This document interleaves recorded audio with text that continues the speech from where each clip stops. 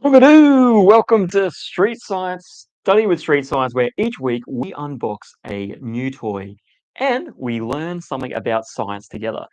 Today, we're going to be learning about the science of becoming a scientist. But before we get to it, we need to figure out what we're going to be unboxing today. So, down here is a brand new box here. I don't know what's in here. Each and every week, our producer behind the desk, Tia, makes us our bit of feedback there. Makes our box and our science toy. Tia, how you feeling today? We are not doing any sound. Tia is telling us that the sound is not working, but she's giving us the thumbs up. So if you see me talking to someone throughout the episode, that is why. All right, what are we going to unbox today? Let's have a look here. Oh, let's bust it open. Let's bust it open. All right, today we are unboxing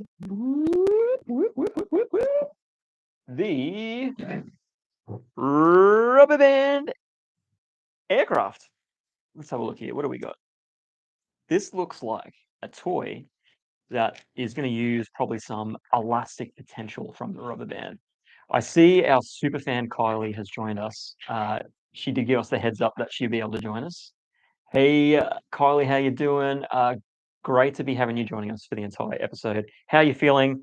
Anyone else, how you feeling? Let us know in the comments.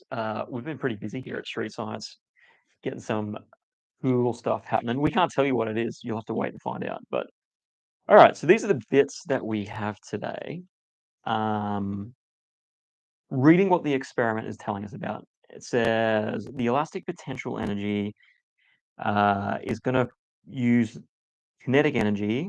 So I think you wind up the propeller, creates extra kinetic energy in the rubber band, which then gets released and allows the airplane. So I don't think it's going to fly. I'll be surprised if this thing flies, to be honest. Maybe it'll surprise me. I think it's just going to roll across here and look like it's about to fly, but we're going to have to find out.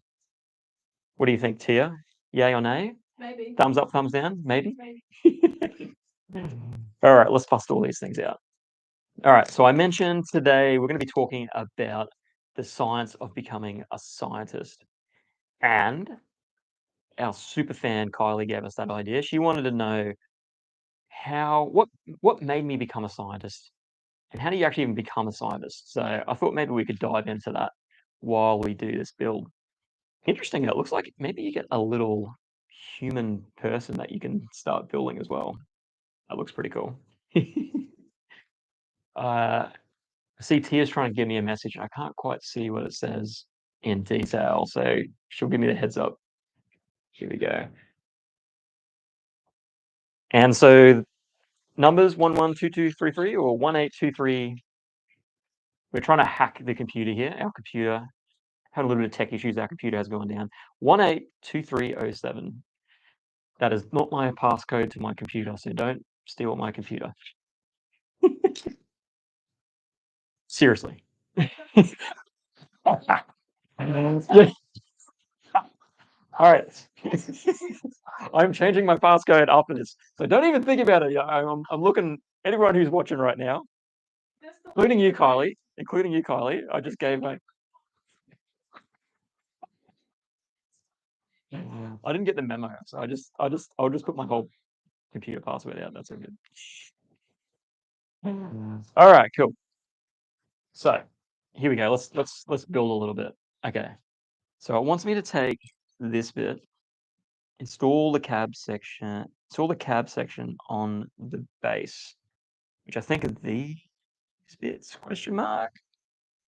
And it looks like they go through, maybe? Okay, yep. And they face this way. Now, what's good about this is I feel like the instruction sheet here means it's going to be a short and easy build. So hopefully it's not going to be a long episode. We do give ourselves 30 minutes. Tia, how long have we gone? We gone 5 minutes? Not even that. 5 minutes. Okay, cool. Install the holder of the wing. What is the holder of the wing? Is it this thing? No, I think it's been a bit tricky. It's giving us multiple butts. Okay, it turns out these aren't fun little humans that get to go on the plane. They're actually like structural components. So unless somehow there's someone hanging off the bottom of the plane, I totally misjudged what these little people were for. So these are going in here. Ooh. And then I think we put these ones out from over here. And they go in there. This one goes in here. Cool. All right. So while I'm looking at this and making sure we're good, it is Tia, give us a thumbs up or a thumbs down, or anyone in the comments, including you, Kylie. Do you know how someone becomes to a scientist? What type of academic skills do you need to become a scientist? Tia's giving me the thumbs down, so we'll definitely cover that. Interestingly, there's a wide variety of different ways to become a scientist. So there's no one way fits all. So what I'm going to do is I'm going to tell you how I became a scientist and use that as a traditional one template way of becoming a scientist, but realize that everyone has a different story and comes into science in different ways. So I'm going to leave that there. While I do that, I'm going to grab out our trusty whiteboard over here. Let's bring that. Let's chuck him over here. How about that? Cool. All right. So today we're going to talk about the science of how to become a scientist. Excuse my handwriting. As you become a more proficient scientist, your handwriting gets worse. I'm pretty sure that's a scientific fact. Maybe not. Maybe not. I don't know. So what I did, I went straight into science straight after finishing high school. So I finished high school, my 12 years, and then I decided, actually had a decision whether I was going to do a Bachelor of Film and TV or a Bachelor of Applied Science. So I ended up going Applied Science. Interestingly, I circled back into the film and TV later in my career, but decided to go a Bachelor of Applied Science. Cool, here you go. And this typically takes, at least here in Australia, about 3 years. Sometimes you can major in a couple of different things, but I think I decided to major in biochemistry with a co-major in biotechnology. After I finished that, I then did what they call an honours. Now, honours is a bit of an unusual one. Here in Australia, it goes for about 1 year. And this is sort of like an intensive 1-year research project, basically. So a lot of people can become scientists straight after finishing your bachelor. So basically, the bachelor will give you 3 years of a basic understanding of the core knowledge, a little bit of practical skills on whatever you major in. But if you want to go into research, which is what I wanted to do, that's when you need to get a little bit more extra quals. So then you end up doing either an honours or potentially a master's. And our masters can go between 1.5 to 2 years. Now, I'm looking at Tia behind me, and she's going, "What's the difference between honours and a master's? And why would you do the longer one?" So the honours is basically a master's, but on steroids. So it's like it's a way to sort of complete it quicker. Now, the reason why you would do that is A, it's quicker, but the reason why you wouldn't do that is not all countries recognize an honours degree, as weird as that sounds. So places like the United States or the UK, I don't think they recognize honours, but they do recognize masters. And usually you need to have done one of these like intensive research projects before then moving on to the next layer, which is your doctorate or PhD, which stands for, you think someone with a PhD should know what a PhD stands for? Philosophy of, what's the D stand for again? Oh my god. I don't know, let's have a look. This is why I have my, I thought it was like knowledge. PhD, what does it stand for? See, this is what we do. We learn about science together. Let's have a look. PhD, doctorate of philosophy. It's tricking me out because it's got the D at the end. That's why. So it's not philosophy of doctorate. It's a doctorate of philosophy, but they just mix up the terminology. Okay. DHP, that's what I should say. Yeah, no worries. We need to find this out. If you know why it's a PhD and not a DHP, let us know in the comments. Or DPH, I don't know. Anyway, so that's right. So what this section here, your honors or your masters, is doing is it's giving you an understanding of how research works. So usually it's like a small sort of like research project. For me, what I ended up doing is I was pretty interested in cancer. So I ended up going into that. And so I worked for a year in colorectal cancer. And then I moved on to my PhD because I knew I was sort of like pretty keen to move on to a PhD straight out of it. I decided for the honors, then went into a PhD, and I did that on the genetics of melanoma, which is a type of skin cancer. And we can totally do a study with Street Science episode just purely on melanoma or skin cancer. Yeah. So let us know in the comments. Do you want a study with Street Science, science of melanoma? Let us know. But the Doctor of Philosophy, in Australia, this typically goes for about 3 years, but usually like 3 to 3.5. But in the United States, they actually take between 5 to 7 years, which is pretty crazy. Now, the difference between that is that usually I think in the US, you can sort of bypass this area because of you sort of doing that in your PhD itself. So the way the PhD program works in Australia versus the United States is a little bit different. For me, I think it was 3 years, 2 months. I think it took me to finish my PhD. And with a PhD, the whole point is to create a new piece of knowledge that no one ever knows about. That's the whole point. And you write that up in a big book. Oh, I should have brought my thesis book. I do have that lying around. So you're contributing new knowledge to the space of whatever you're specializing in. And at that point, you get to call yourself a doctor, which is pretty cool. Now, fun fact, I'm pretty sure, I'm going to double check this in a second. You often get confused with when you get called a doctor. A lot of people think you're a medical doctor. So like the doctor you go to when you're sick. But I believe the Doctor of Philosophy was the original doctor. And the medicine doctor came a little bit later. So theoretically, when someone says you're a doctor, asks you if you're a doctor, and you go, no, I'm a PhD, not an MD, realize that you're the original, the OG of doctors is the PhD. So there you go. Tia has a question. What is your question, Tia? Because I'm repeating because I believe your audio is not working, right?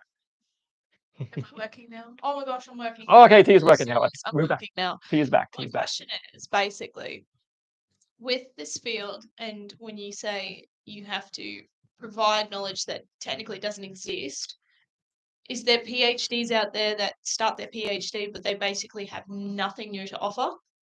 Is that challenging? To create a whole thesis around something new? So again, this is probably the difference between Australia versus the US. In Australia, typically before you start your PhD, you're probably actually having quite a defined project and it's sort of mapped out. So it's sort of like generally for most PhD students, their supervisor have had some input.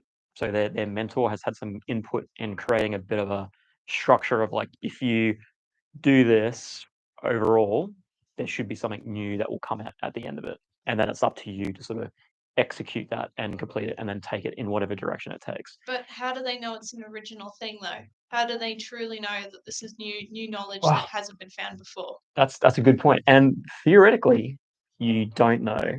But usually what happens is that when you've spent a lot of time in a certain field, you begin to see what the gaps are. And usually each lab that works all around the world is working on different elements of a different problem. Okay. And so generally you've got a pretty good idea of like, I've never seen any publications or literature on this topic. And I know that I've got some preliminary data that would suggest that we could address that. But theoretically, there's nothing to say that there's someone else around the world who's working on the exact same project, might have come up with the exact same idea, and that because you're both working on it at the same time, you don't see each other's publications because there is none. and that you could be working on the same thing at the same time. So the new piece of information, does that have to be like lab tested and like basically proven to work or do what it's intended? It depends on what field you're in. So, like for me, like I'm a biological scientist, so a lot of the stuff that I did required doing experimentation and showing it. But I believe like you could produce a lot of stuff that's just based on theory alone. So I imagine like, all the physicists and stuff like that who create these like big, crazy, complicated formulas, like a lot of it is theoretical in practice. So like, say for example, you might have heard about the CERN, the Hadron Collider in CERN. Have you heard about that thing? No. Okay, so the Hadron No. Collider, I think it's basically this big. So out in, where is it at? It's where is it located? Oh, it's in Geneva, Switzerland. Where's my pen gone? Here we go. Geneva, that's cool. Side note Interesting. here. So in Geneva, there's this big thing that's built underground called the Hadron Collider. Let's bring up some stats. Okay. It is, I think this entire length of this big ring underneath the Earth is 27 kilometers. And so what they do is they use this to learn more about really crazy subatomic particles that are really hard to study. And so what they end up doing is they have this like little gun thing at the start, and then they shoot an element or electron out one direction, and I believe they shoot another one around the other side. And through these, I think are like super magnets or something that can help speed up those particles, and then they get them to smash together to then create some of these like rare elements that are really hard to find. But then they use that to quickly do an experiment or understand more about what they've created. Wow. And so I believe what was it? There was a big discovery from the Hadron Collider, which was the Higgs boson, I think it was. Higgs. What does that mean? I'm doing some deep dive here in terms of like my pulling out my knowledge. The Higgs boson particle. I think it is. I think it's Higgs boson. Higgs boson. That's the one. Yeah. So I believe they maybe like 40 years ago or something, I think it was, one of the scientists had this theoretically mapped out that there was this particle that existed, I think called the Higgs boson, but they had no way to prove that it existed because they didn't have the technology enough to do it. And then like 30, 40 years later, they finally had built this and they tested it and they finally managed to prove that it was a true particle based on theory. Wow. So someone would have got a PhD on there's a theoretical particle that exists, but sometimes the actual experiments may not be done for like 40 years later based on what it is. So what you're saying is you can create a PhD based on new information or premature information, but you just got to pull more literature to prove that it exists. Yeah, or so it I can think exist? that probably original PhD showed the theoretical knowledge that there would be based on probably like previous data, that theoretically there is a new particle that exists in the world or the universe. But then to actually prove that it exists in reality then required a whole series of other research. So there was probably like 1,000 PhDs in between to get from theoretically this thing exists to then So we actually just proved it. So now this particle sounds pretty boring. What is it actually supposed to do? what is the particle? What's the particle for? What is it a particle of? Yeah, let's have a look. That seems like a lot of effort for a particle. Yeah. What is it? Okay, let's have a look. Can we kind of feel okay. Try to like remember my memory here. Elemental particle. Hold that thought while I do a bit of research. Let's circle back to it. If you do know the answer, if you're more into physics than what my knowledge base is, drop it in the comment. Tell me what I see Kylie was pretty happy about us talking about the the research side of things. Now, let's do a bit more build and we'll go back to the Higgs boson. So I think we've got this bit here. We need to install the wing. So I believe this one goes through here. Okay.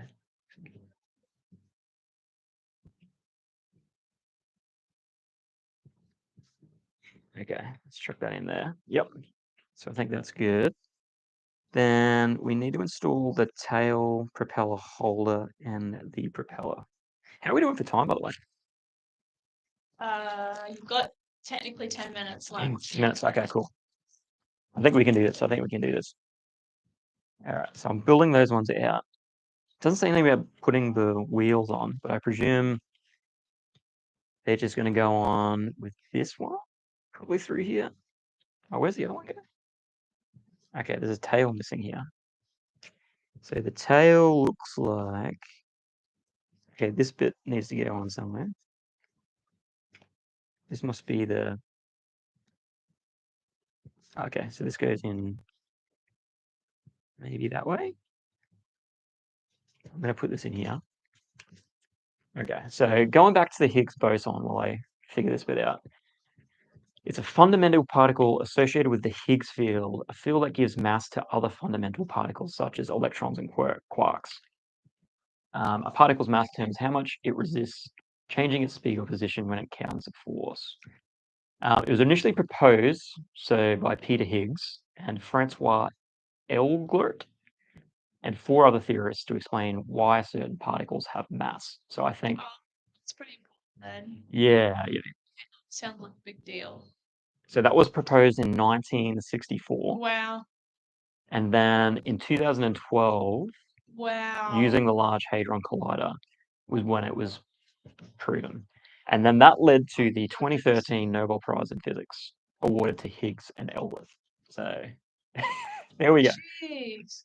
I think it was like one of those things where it was like this weird mystery where it's like the data was showing something existed, but they didn't But that person know that it existed. 2012 proved it was real. Yeah. So, and in That's fact, insane. it wasn't one person. It was like probably a A team team of of people. possibly 10,000 scientists, like Wow. working all around the world, and then also at the Hadron Collider. Big street cred to them then. Yeah, no, you can sort of see why they got the Wow. Nobel Prize. Well, actually, yeah, the original The scientists who original- proposed yeah, it yeah. got the Nobel Prize, not the people who actually But proved it. they're probably long gone now, so Yeah, I don't know. I don't know. Were they alive to get that prize though? Oh, look, actually, no, they have to be because I think with a Nobel Prize you can't win it humorously. That sucks. So you can't be awarded the Nobel Prize after you die. That's I'm pretty sure. a bit annoying. Yeah. So What if you did something important and you cupped it? Like, yeah, no, I think there's been a lot of examples of that happening. that's terrible. Okay, posthumously, not humorously, because that doesn't really sound. Humorously, no. Posthumously, which is mean after death. Yeah. Yeah, since 1974, That's the bad. statutes of the Nobel Foundation stipulate that the prize may not be given posthumously. I guess that makes sense though. Like, there's probably lots of dead people we could probably give prizes to Yeah. for now. But you want to worry about the people that do things now. Yeah, and actually like have them involved And in the move award them ceremony. forward. Interesting fact. A person may be awarded if she or he dies between the time of the announcement in October and the formal prize ceremony in See, that December. makes sense. Yeah. And before the change, only 2 people had won the Nobel Prize posthumously. Oh wow. So I'm That's not sure why they changed the rule. I don't know. We'll have to do a bit of a deep dive. If you know, let me know in the comments. It's not their fault if like you got awarded a prize, but then technically didn't get it in time. Yeah. Interesting. Anyway, that's pretty morbid. Our superfan Kylie is wondering how the candy stash is going. So if you saw it on our socials, we got a special gift from Kylie, and it was full of goodies. I'm pretty sure we might have finished all the chocolates. I think I finished The those this chocolates week. were gone straight away. Everyone in the office was eyeing them off. I know. I was trying to like keep them to myself, but then I was like, I felt bad because I was like hoeing into them, and I was like, guys, do you want one? Yeah, no, Laura and I, one of the presenters, Laura and I, were looking at it on Ken's desk, and she goes, "Oh, can we have one?" I said, "I have no idea. It's Ken's." And then she left a post-it note for Ken, and then Ken thus decided everyone can have. It was just gone. It was like, I'm pretty sure Kylie said this is for everyone, and I was like, no, it was just for me. I'm pretty sure. Pretty sure it was just for me. If you got a personalized letter, I mean, chocolate surely had to be yours. Okay. All right. So gotta get these wheels on. It's really hard to get these wheels. 11 more then, but bring 3 boxes. Oh no, Kylie, no, you don't have to. No, you don't have to. Yeah, we need to give you a Christmas gift. Yeah, no, exactly right. We need to send you something or offer you something. I'm gonna put that on there. Okay, that works. All right. Do you reckon that's? That definitely Let's go a little bit. looks Let's go to the zoom constructed. up. That Let's go to the definitely zoom up. looks Big constructed. one. It's a No little bit out of wires shape. required. What's going on here? Why is it like out of? How are you getting this wrong? There's no wires. All right, no, it's good. It's good. No, it's fine. Okay, I think that's good. It's probably elements. It that does aren't seem even like your it. fault. Oh, that does go pretty good. Okay, then it says to. Oh, we probably should do the back wheels too. Doesn't really tell us exactly what we need to do, but I'm just making it up by the pictures. Or Kylie's made a proposal, maybe a signed street sign shirt in return for the goodies I sent you. Oh, a street sign shirt. I don't know about you, Ken. I think we could arrange that. We might have to. We have to get some limited edition, limited print run. I think so. Fan shirts or something. I reckon. Maybe that's what we should do. Here you go. No promises, Kylie. But Yep, if well- hypothetically we could get you a shirt, what size would you like? Let's just speak hypotheticals here. Just yeah, I don't want just to make hypothetically. promises, Yeah. but Okay. hash out a bit of detail, and then we can see if we make it happen. All right. So I think we've got the wheels installed. We've got to put the propeller holder in. This. And then it looks like there's supposed to be a big long stick that comes out front, but I don't. Oh, here it is. I don't see where it is. It's right in front of me. Okay. Also, I the think- question is, who will sign this hypothetical shirt? Ooh, sign That's one. the question. That's pretty interesting. Well, that's Kylie question. Yeah. Would you like to Steve Beautiful. Ken or Get the full 10. everyone? How about that? How about that? If anyone else is interested in a Yes. signed street signs shirt, maybe we should create a study with street signs shirt. I think so. would be I pretty think that cool. would be pretty cool. What if we created a study with street signs shirt, limited run, and 1 week I could potentially wear that in an episode, That'd be good. and then we'll see if we can get a little bit of a custom one for Kylie. All right. All right. So I believe that is good. Now there's some weird. Oh, this thing. Okay. So I think this then goes on here, I guess. I'm gonna put that there. All right. I think apart from the rubber bands, I think we're This is pretty complete. pretty good. 2 right. minutes to spare, Oh, technically. 2 minutes. Yeah, okay. So I think this Technically. goes on here, and that will stretch. Okay. Oh, really should. There we go. Okay. I think we're done, guys. I think we're done. So what if you spin the propeller, it releases? Now this is what I believe will happen. Yep, I think you're right on the point there, Tia. Oh, look So at you that. see, I'm a we've scientist too. yeah, we're all scientists. Everyone's a scientist. Yeah. We've got the elastic band here, and so I believe to wind it up, you twist it up like this. Does it depend on direction? I'm sure it does. Okay, find out. And then, as you can see, as you wind it up, you're storing all of that energy in the rubber band What's that energy called? and kinetic. I think Elastic potential. elastic energy. potential kinetic. Okay, good. That's why we've No. got Tia on here. 'cause No, clearly, I'm not a proper scientist. don't even. It's complete farce. Like that's one thing I've remembered the past 2 days. That's pretty good. Okay. Yeah. It's not really like unleashing though. I think you've got to like Today. let it go the other way, or maybe it's Okay. got like a breaking point or whatever that stops, and then it will drop, like release. Okay, let's try the other way. Oh, It's not quite working though. Install. Just says install the rubber and you're done. Okay. How do you get it to work? like you're twizzling it a lot. Should have pointed. The edge of the wood part is not smooth. Okay, maybe just to do it really fast. Maybe if just really crank it. Because we never know how science is going to roll. Let's just crank it up really, really hard and see what happens. Wait, that worked. You see that? So you just Okay, so you just need wind it enough and in there. release. Okay, so the question will be is that, yeah, do you have to spin it one way or the other way? Okay, create some tension. here we go.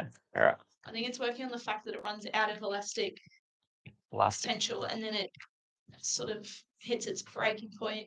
Okay, so let's crank it out again. Let's close I this don't up. know what I'm talking about. Here we go. I think was I twisting it this way? I think I was twisting it this way. Let's crank it up. How long we got? Oh, we got like what? A minute? Negative a minute. Negative now. minutes? Negative a minute now. We were going so good. No, We were it's going fine. so good. That's fine. We had the sidetrack of the Higgs boson, Yeah. which is pretty fascinating. It That's pretty really made me stretch my memory for a bit. The memories come back eventually. It takes me a hot minute. Okay. Do you reckon that's enough? Or should we just keep going? feel if it's finished. Can't you feel if Yeah. it's hypothetically really like tight It and feels ready like to go? it could keep rolling. Let's just try now. Okay, ready? All right. We'll put it here. Yep. Or should we go to the main view maybe? Yeah, do the main view. Okay, ready? So I think I did it the wrong way. So it's going to go backwards. Oh wait, it wasn't working now. Wait, hold up. Hold up. There's a little bit of plastic on the wheel. It's making it not smooth. Okay, that looks better. You just gotta. We can get some sandpaper in our little stash underneath the table. I reckon. All right, let's try that again. I'm gonna wind it up this way this time. So hopefully it'll go forward. I think that's how it works, right? One way will make you go backwards, one way will go forward. You know, there's wind up boxes. How you've got like the little crank. Oh yeah. They're ridiculous. Easier. Or like get some like electric power tool. That would We're get gonna Formula F1 on this style and just crank it up. Let us know in the comments. Did you enjoy this episode? Did you learn something? I feel like I learned something. Me too. Yeah, I think I learned a little bit more about the Nobel Prizes, about how they're awarded posthumously. To recap, we also learned about the Higgs boson particle, what it means, that it was awarded the Nobel Prize, that the theory of it was known before it actually was scientifically proven, and that it was proven by the Large Hadron Collider in 2012. We also learnt the science of becoming a scientist, which I think was pretty cool, and that the original doctor is the PhD. That's the last thing. And it turns out, yep. Turns out there is a limit of how much elastic potential you can create. I was winding up to the big finale that I was going to release, and then we can let it go like just a second before too. That would have been flying. What are we on? Like, I think it literally would have flown off the table. We're glad you joined us. It's always good to have you in the chat. Yep. Dr. Ken is going to ramp this up pretty quick. And this time he's not going to spend 2 minutes explaining what we learned. And I'm just going to let it go. I'm just going to let this one go. All right. Ready? Do you reckon that's enough? All right. Yep. Here we go. All right. Here we go. Hopefully it goes this way. That is it. Thank you for joining us for Study with Street Science. We will be back next week. I don't know what the toy is going to be. Tia knows what the toy will be, but we will see you there. Have some seriously fun science. We'll catch you next week. Yeah.